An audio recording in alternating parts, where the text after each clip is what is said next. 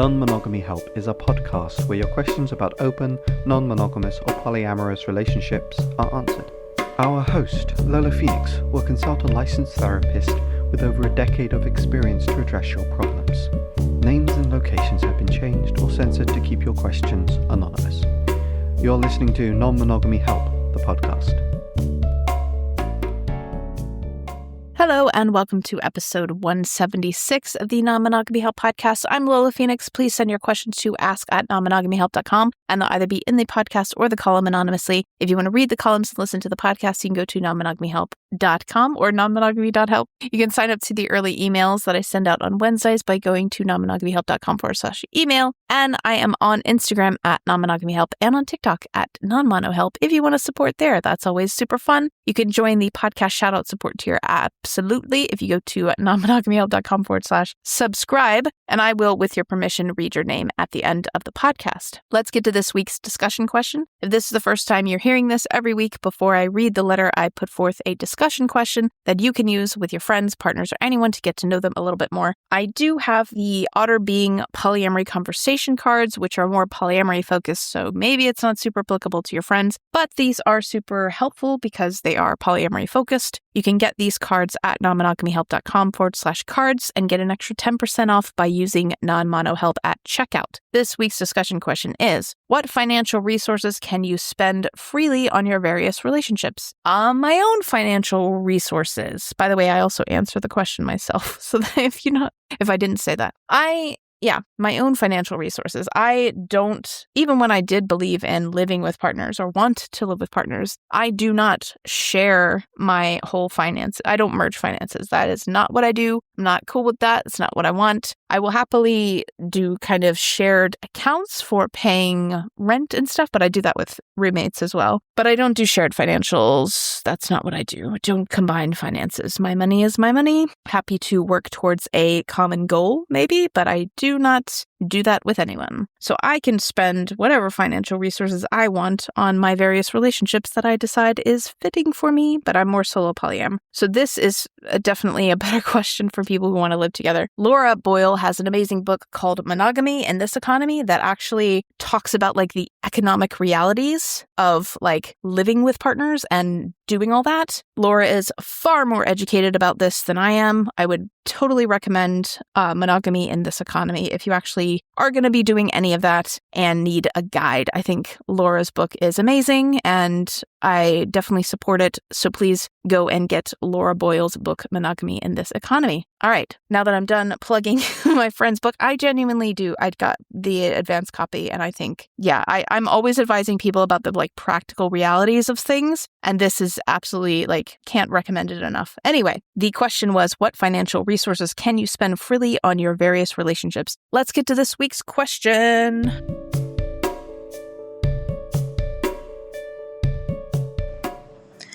Hello. I'm in love with a person who is a non-monogamous, and I have lots of questions in my mind because I'm not used to it. So, what do you? I don't know. I'm sorry. English is not my native language. So. Tell me what to do. I know I love this guy and I know a relationship is more than just having sex with one person and I feel it, and I have been in a relationship that I had sex with another person and I wasn't ashamed of it. And I never blamed myself, so I know that he can do it too. But I don't know how to react when it is officially non-monogamy relationship, and I don't know how to not be jealous in that relationship.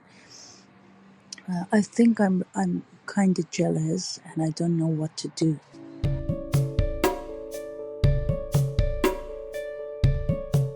Before we get to this week's answer, I want to quickly remind you of this episode's sponsor, BetterHelp. Quite often in a lot of my columns and my podcasts, I encourage people to seek a polyamory-friendly therapist. And for a lot of people, this is just not an option locally. Like they can't find them. They don't know anything about polyamory. BetterHelp allows you to find therapists online that you can send messages to at any time of the day, and they also offer some financial aid and insurance options. If you would like to get 10% off your first month, you can use the promo code Non-Monogamy Help at checkout, or you can go to betterhelp.com/non-monogamy help. Let's get to this week's answer.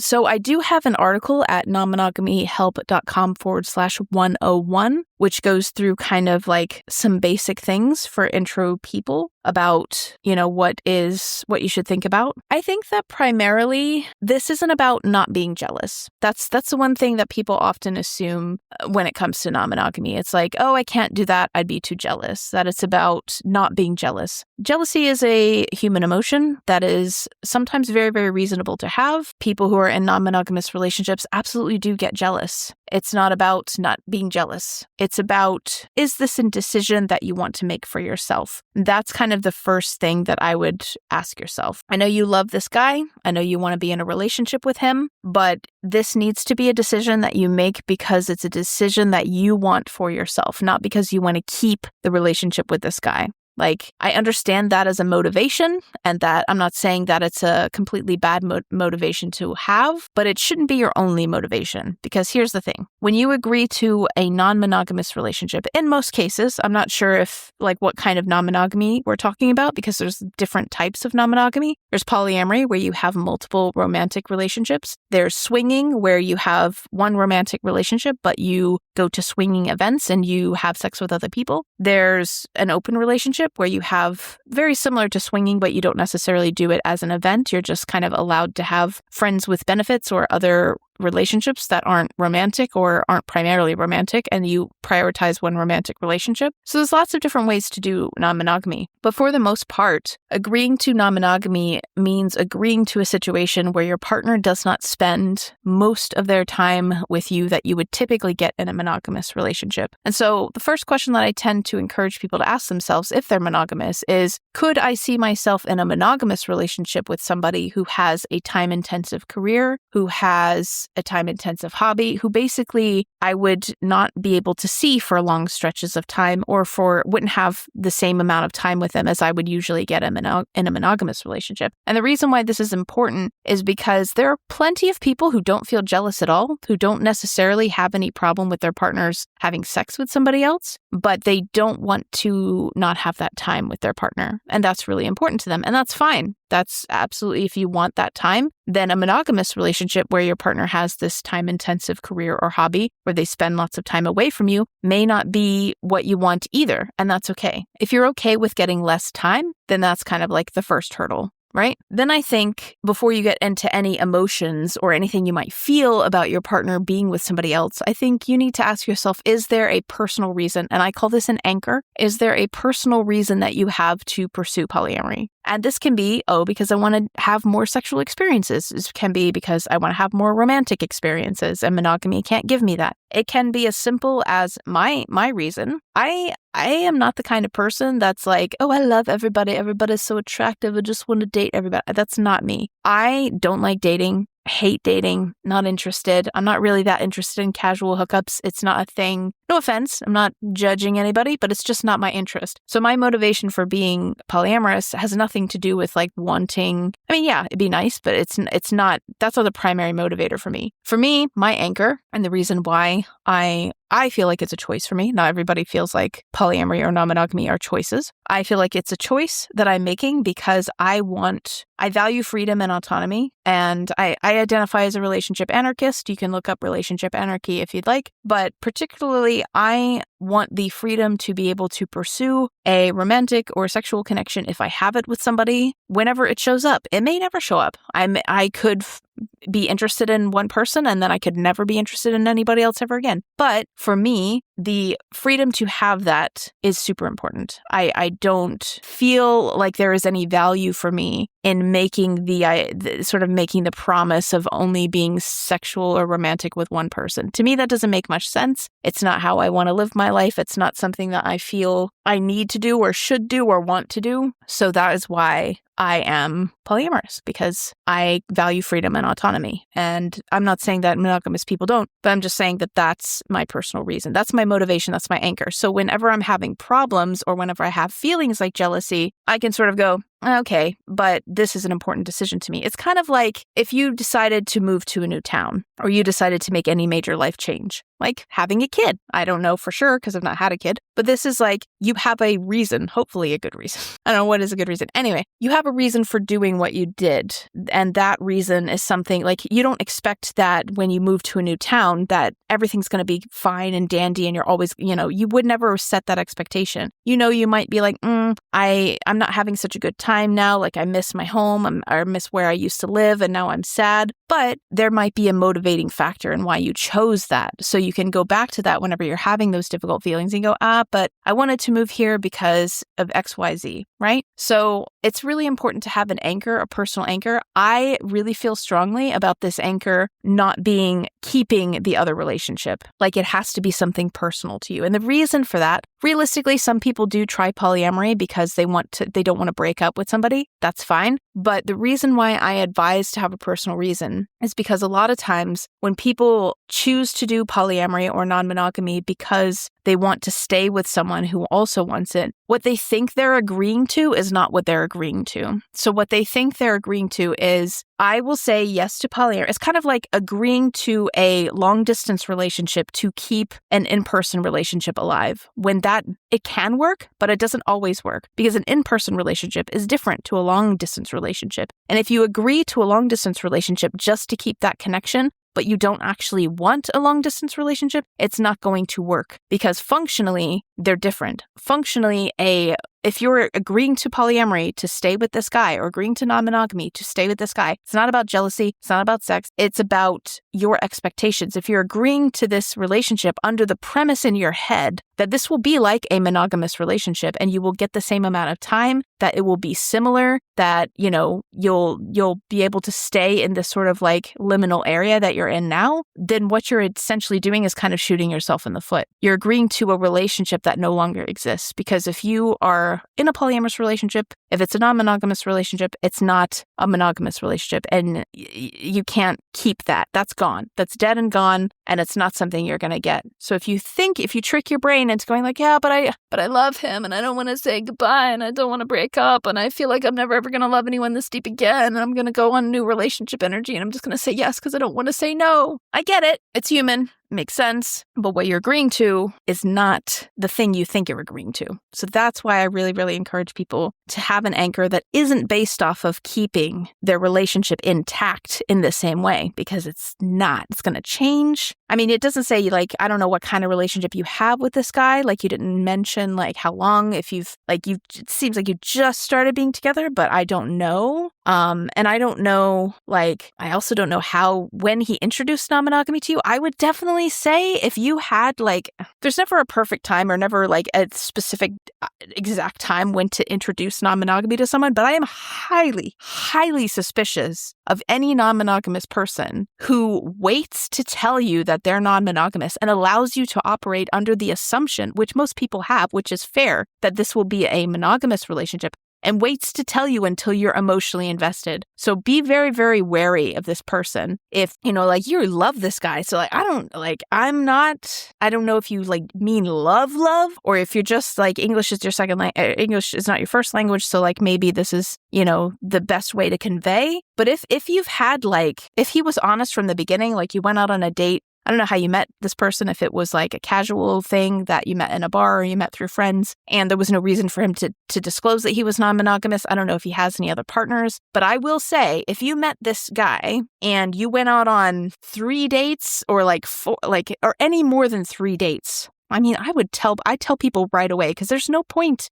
Like, it just hurts your feelings to get you emotionally invested in me when I'm going to assume, if we haven't spoken, I'm going to assume that you're monogamous or that you intend on monogamy if I'm dating you. I would tell you right away. And most non-monogamous people who are decent people would tell you right away, like, hey, this is a date. I am non-monogamous, just so you know. Like, we would never go out on more than, I just feel like most decent people would not go out on more than one official date and not tell you. And it concerns me a little bit that, like, you have all of these feelings. I hope that he told you right away. If he didn't tell you right away and he waited and put it all, that's not a good sign. That's not a great sign of somebody who's good at communicating. Somebody who waits until you're emotionally invested before telling you this is not a good person, in my opinion. And I would not go there. Even if you think you might be interested in polyamory, I wouldn't go there with that person because that's not good, in my opinion. Not good at all. And I've been in situations where I thought someone said they were non-monogamous and they weren't, and that was horrible. So, but I get it. I've been in situations. It's so easy to say, right? Like when you're not dealing with these emotions and these feelings, that, oh, just say no and turn away. And like, I get it. When you have these emotions and feelings, it's very hard to just turn that off. And especially hard to, like, you have that, like, we call it new relationship energy. That's where you meet someone new and you're like super excited and, oh, it's this fun. It's hard to say no to that, but definitely make sure you do some personal exploration. Yeah. That has nothing to do. Like, you're going to feel jealous. Like, if you grew up in a monogamy-centric culture, which it sounds like you have, most people have. I'm unaware of any polyamory-centric societies at present. If you grew up in that kind of a society, you're going to have emotions. You're going to have feelings. You're going to feel jealous. Like, that's not even the primary concern at this point. Like, just accept the fact that if you pursue this, you're going against the cultural script that you've been given your entire life. You're going against everything that you've learned about how love is supposed to work. Your brain is going to go, what the fuck is happening? I can't believe this. Oh my God, this isn't the way this is supposed to work. If your partner is sleeping with someone else, that is danger, danger, danger. Like, you're going to have feelings. That's just a given. So don't expect yourself not to have feelings, and don't make a decision based off whether or not you think you can purge jealousy from your system like it's a virus. It's not a virus. It's a normal human emotion. Sometimes people in non-monogamous situations feel jealous for a very good reason, and that's because they're not getting something that they really want, and they either haven't asked for it or have asked for it and not gotten. Like, sometimes jealousy is a very, very important context clue about how you're feeling and things you should pay attention to, not just kind of get rid of. Like, that's not how we should approach jealousy. But yeah, to sum up, check out my 101 and 102 articles. That's at nonmonogamyhelp.com/101 and 102. Read through those. Have a deep thought in yourself. Like, no one's going to be able to tell you if you really want polyamory or not. Just like no one can tell you if you really want kids or not. Nobody can tell you if you really want to live in a city or live in that place or live in that,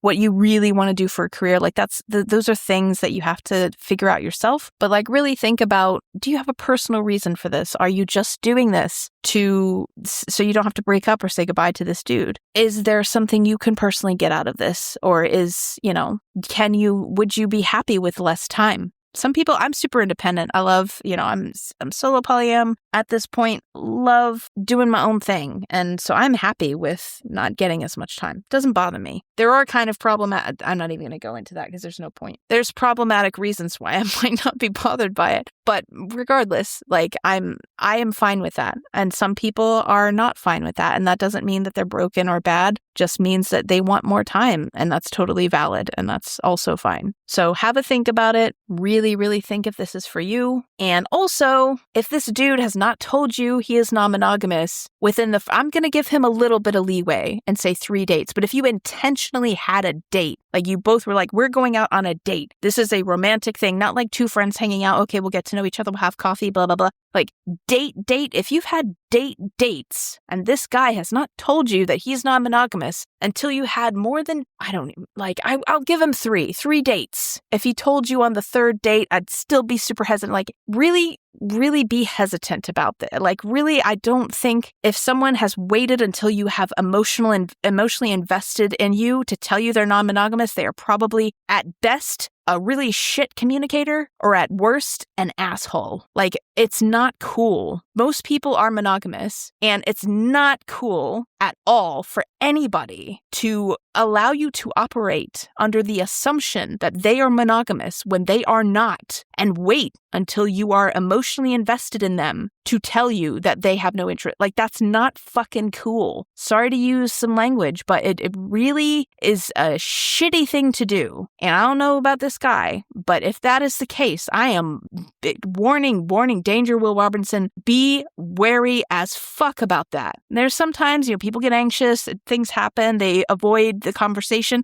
But even so, even under the most charitable of interpretations, that means that this person avoids difficult conversations, and that is also not good. So if you did not get told this early on in your discussions and dates with this guy, I really would not advise trying polyamory with someone like that. Like, that is seemingly a recipe for disaster. And really, really, really think about that. So yeah, I hope that helps, and good luck. Thank you for listening to episode 176 of the Non-Monogamy Help podcast. If you want to be awesome, you can sign up on the website to support me by going to nonmonogamyhelp.com/subscribe. You can sign up to the podcast shoutout support tier. There's also cheaper tiers if you can't. The current podcast shoutout supporters are Ermi, Mike Kander, Matios Caden, and Claire Nilo. If for whatever reason you can't support economically, there are a few things you can do. You can subscribe on the free tier on the website at nonmonogamyhelp.com/subscribe. Sign up to early access at nonmonogamyhelp.com/email, and you can take a screenshot of the podcast, share it to your stories. Also, just to say, when this is coming out, my course should be available. If you're brand new to polyamory and you're wanting to figure out, everyone kind of advises people to read all of these books, and I think there are reasonable, practical, realistic things you can implement from the start that don't involve, I'm not saying sitting and reading is bad. I'm an author. That would be dumb. I think that reading is a good thing, but I don't think that you should just sit and read and that's going to solve all the problems. And you kind of get suckered into this idea that reading and sitting down and that's going to solve all the problems. And it won't. So if you go to polyamoryfasttrack.com, that should be where my course is. And that hopefully will give you an open enrollment to small groups, and you can sign up and be notified when enrollment opens. And hopefully that will be something that will be helpful. Anyway, that's all for this week. I think I already said that you get a new column next Friday, another podcast episode in a fortnight. But if I haven't, now you know. Thank you again for listening. Have an awesome day. You've been listening to Non-Monogamy Help. The music was done by Chris Albury Jones at albury-jones.com. Thank you for listening.